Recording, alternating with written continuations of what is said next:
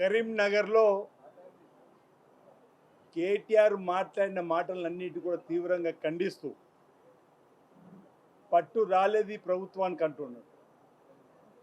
ఎందులో పట్టు రాలేదని అడుగుతా ఉన్నా.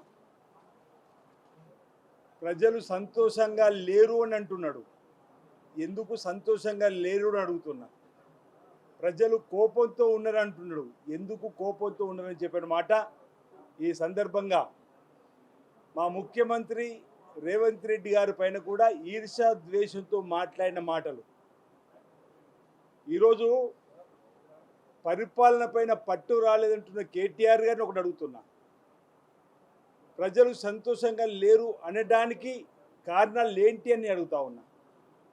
ఈరోజు ప్రభుత్వం ఏర్పడిన 3 రోజుల్లోనే మహాలక్ష్మి పథకంలో ఆడతల్లకు ఆర్టీసీ బస్సు ప్రయాణం ఉచితంగా చేసినందుకు మాకు పట్టు రాలేదా అని అడుగుతా ఉన్నా. రైతులు మీలాగా పావులా కాకుండా 25 లక్షల పైచిలుకు కుటుంబాలకు 20,600 పైచిలుకు రుణమాఫీ చేసినందుకు మా పరిపాలనలో మాకు పట్టు రాలేదా, రైతులు సంతోషంగా లేరంటున్నాము. గృహజ్యోతిలో 200 యూనిట్లు ఉచితంగా గృహాలకు రాష్ట్ర వ్యాప్తంగా ఇస్తున్నందుకు మాకు పట్టు రాలేదా, ప్రజలు సంతోషంగా లేరని అడుగుతున్నాం. ఈరోజు గ్యాస్ సిలిండరు 500కి ఇస్తామని రాష్ట్ర వ్యాప్తంగా అమలు చేస్తున్నందుకు మాకు పట్టు రాలేదా, ప్రజలు సంతోషంగా లేరని అడుగుతున్నాం.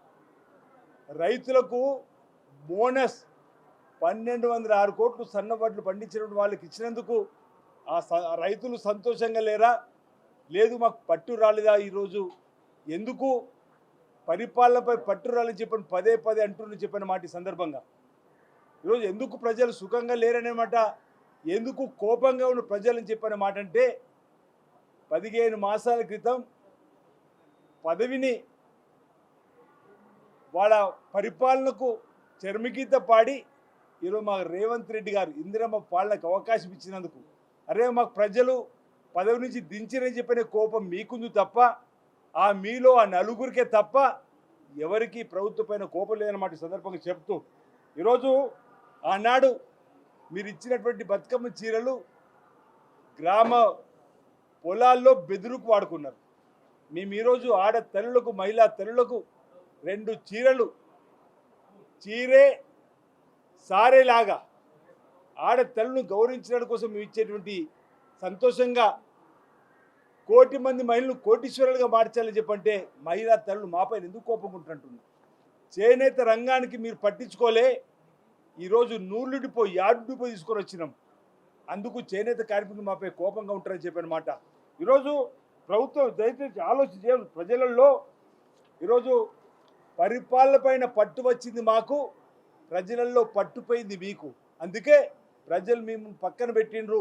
ప్రజా పాలనకు ఇందిరం రాజ్యం తీసుకొని కాంగ్రెస్ పార్టీకి అవకాశం ఇస్తే రేవంత్ రెడ్డి గారు ఈరోజు గౌరవ ముఖ్యమంత్రిగా పరిపాలన సాగిస్తున్న తీరులో ఈరోజు మీరు ఈ విధంగా మాట్లాడిన మాటలు ఈ సందర్భంగా తీవ్రంగా తప్పుపడుతూ ఇంకో మాట అంటాడు కేటీఆర్ గారు, తాను అంత మంచోని కాదు అని. అవును, మేము కూడా అనేక సందర్భాలు ప్రజలు కూడా అంటున్నారు మీరు మంచోడు కాదు కాబట్టే, మీరు ముంచేవాళ్ళు కాబట్టే మిమ్మల్ని పదవి నుంచి దించిండ్రు. ఈరోజు ప్రజలన్న మాట సందర్భంగా చెప్తున్నా. ఈరోజు మీరు మంచి వాళ్ళు కాదని అనేక సార్లు రుజువైంది. ఇది మీ మొదటి నుంచి కూడా చెప్తున్నటువంటి మాట. ఈరోజు కొన్ని అంశాలని ఈరోజు చెప్పక తప్పైన మాట. కేటీఆర్ మంచోడు కాదు ముంచోడు అనే మాట మేము మొదటి నుంచి చెప్తున్నాం. ఈ విషయం అందరికీ కూడా తెలుసు. ఇది అనేక సార్లు కూడా రుజువైందన్నమాట.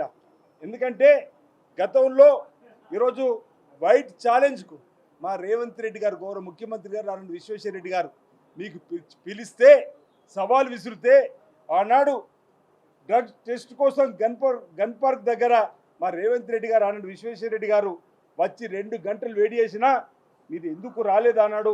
ఎందుకు వైట్ ఛాలెంజ్కు భయపడి గన్ పార్క్ రాకుండా పారిపోయినమాట. ఈ సందర్భంగా ఒకవేళ మీకు డ్రగ్స్ అలవాటు లేకపోతే టెస్ట్ చేయించుకోవచ్చు కదన్నమాట. ఈ సందర్భంగా ఈ రాష్ట్రాన్ని గంజాయి రహిత రాష్ట్రంగా డ్రగ్స్ రహిత రాష్ట్రంగా మార్చాలని మా గౌరవ ముఖ్యమంత్రి రేవంత్ రెడ్డి గారు ప్రయత్నం చేస్తుంటే దీపావళి పండుగ నాడు దీపావళి పండుగ రోజు ఈరోజు రాజ్పాకల్ మీ బామ్మర్ది ఇంట్లో జరిగినటువంటి పార్టీ ఏంది, డ్రగ్స్ కోకేన్ దొరకలేవని అడుగుతున్నా. ఈరోజు మన తెలంగాణలో దీపావళి పండుగ నాడు స్వీట్ పార్టీ చేసుకుంటారు. అలాంటి దీపావళి నాడు ఈరోజు డ్రగ్స్ పార్టీ చేసినటువంటి ఆయనకు మద్దతు చెప్పే విధంగా ఈరోజు దీపావళికి చుట్టాలతో ఈరోజు చేసుకున్నటువంటి మీరు డ్రగ్స్ పార్టీ చేసుకున్న మీరు ఈరోజు మాకు నీతులు చెప్పే వాళ్ళని అడుగుతా ఉన్నా. సంక్రాంతి పండుగ నాడు కూడా ఆయన సన్నిహితుడు ఎమ్మెల్సీ పోచల శ్రీనివాసరెడ్డి ఫామ్ హౌస్లో కూడా కోళ్ల పందాలు డ్రగ్స్ పార్టీ జరగలేదని అడుగుతున్నా. తెలంగాణ సంస్కృతాన్ని దెబ్బతీస్తూ మన తెలంగాణ కల్చర్ని దెబ్బతీస్తూ ఈరోజు ఈ డ్రగ్స్కు గంజాయికి ఈరోజు మద్దతు ఇస్తున్నటువంటి వీళ్ళ మాతో మాట్లాడాలని చెప్పని. అందుకే కేటీఆర్ గారు మంచోరు కాదని ఆయనకు డ్రగ్స్ పార్టీతో మందు పార్టీతో చివరికి కోట్ల పందాలతో కూడా సంబంధాలు అని చెప్పి లింకులు అని చెప్పండి మేము ముందు నుంచి చెప్తున్న మాట సందర్భం చెప్తూ తన సన్నిహితుడు కేటీఆర్ సన్నిహితుడు కేదార్ దుబాయ్లో చనిపోతే కేటీఆర్ ఇప్పుడు కూడా కింకుపడకుండా మాట్లాడుతున్నటువంటి ఇదేందో ఈరోజు గమనించాలని చెప్పి ప్రజలకి సందర్భంగా చెప్తూ ఒక్క మాట నేను అనుకుంటున్నా, కేసీఆర్ గారు కూడా కేటీఆర్ మంచోడు కానీ భయం పట్టుకున్నట్టుంది. అందుకే హైదరాబాద్ రాకుండా ఆయన ఫామ్ హౌస్గా పరిమితమైన సందర్భం.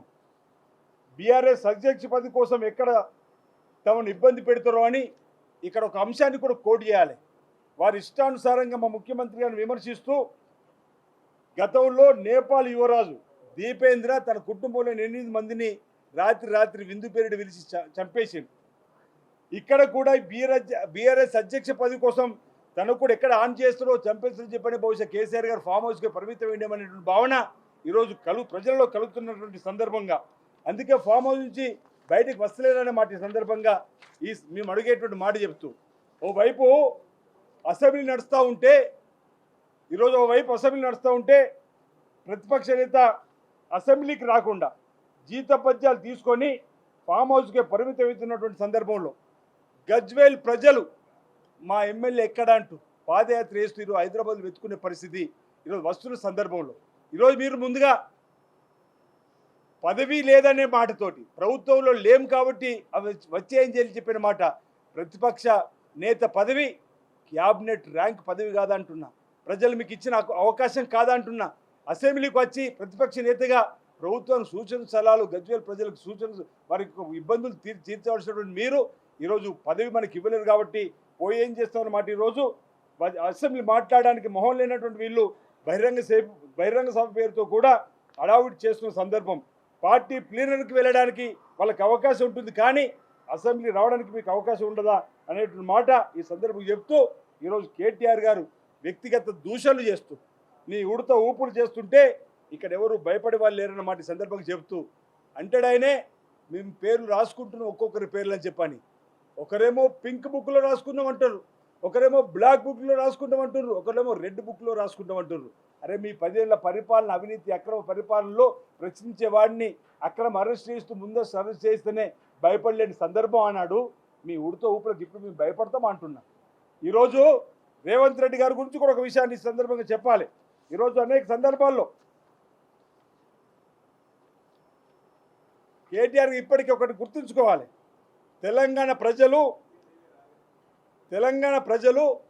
ఈరోజు తెలంగాణలో ఇందిరమ్మ రాజ్యం రావాలని రేవంత్ రెడ్డి గారికి అవకాశం ఇస్తే రేవంత్ రెడ్డి గారి పేరు కేటీఆర్ గారు మీ కేసీఆర్ గుండెల్లో రాసిరు ప్రజలు ఉంటున్నారు. రేవంత్ రెడ్డి గారి పేరును మీ కేసీఆర్ గుండెల్లో రాసిర్రు, మీ గుండెల్లో రేవంత్ రెడ్డి గారు ఉంటున్నా.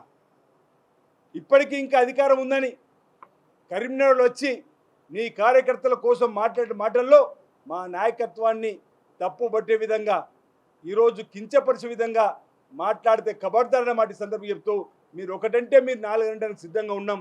ఈరోజు మీరు మాట్లాడేటువంటి మాటలు ప్రజాస్వామ్య పంతాగా ఉండాలి తప్ప ఈ విధంగా మీరు మాట్లాడే మాటలు ఏమాత్రం సరైనది కాదన్నమాట. ఈరోజు మేము ప్రజాస్వామ్య పంతాలో మాట్లాడితే మీరు ఈరోజు ప్రజాస్వామ్యాన్ని కూని చేసే విధంగా బూతులు తిట్టే విధంగా మాట్లాడే మాటల్ని మేము కూడా రాబో రోజుల్లో అదే పంతాన్ని కూడా పాటిస్తామన్నమాట. సందర్భంగా నేను తెలియజేస్తూ కేటీఆర్ తనంత మంచోడు కాదని తనకు తాను ఈరోజు ఒప్పుకుంటున్నాడు. కానీ మేము ఎప్పుడో ప్రజలకు చెప్పినాం కేటీఆర్ మంచోడు కాదని, ముంచేవాడని. అందుకే ప్రజలు మిమ్మల్ని పక్కన పెట్టి ప్రజా పాలన తెరదీసి ఈరోజు మా గౌరవ ముఖ్యమంత్రి రేవంత్ రెడ్డి గారిని అధికారులు తీసుకొస్తే ఈ విధంగా మాట్లాడే మాటలు మంచిది కాదని మీరు రెడ్ బుక్కులు రాసుకుంటారో, పింక్ బుక్కులు రాసుకుంటారో, బ్లాక్ బుక్ రాసుకుంటారో, మీ ఉడత ఊపుడు భయకు ఎవడిక్కడ భయపడేవాడు లేడని మాట ఈ సందర్భంగా చెప్తూ రాబో రోజుల్లో ప్రజలకు ఇచ్చిన మాటల్ని తప్పనిసరిగా అమలు చేస్తూ ముందుకు పోతాం. ప్రజలు సంతోషంగా ఉన్నారు, ఒక మీ నలుగురు తప్ప. ప్రజలందరూ కూడా మీరు 7 లక్షల కోట్లు అప్పు చేసి పోయినటువంటి సందర్భాన్ని మీ ప్రజలకు బయట శ్వేతపత్రం విడుదల చేసినాం. ఉన్నంతలో ప్రజలందరికీ ఇచ్చిన హామీలు అమలు చేసిపోతున్నాం. మిగతా హామీలు కూడా త్వరలోనే అమలు చేస్తాం. రాబో మళ్ళీ వచ్చే ఎన్నికల్లో కూడా ఇందిరమ్మ రాజ్యాన్ని ప్రజలు కోరుకుంటారనే మాట ఈ సందర్భంగా తెలియజేస్తా ఉన్నాను.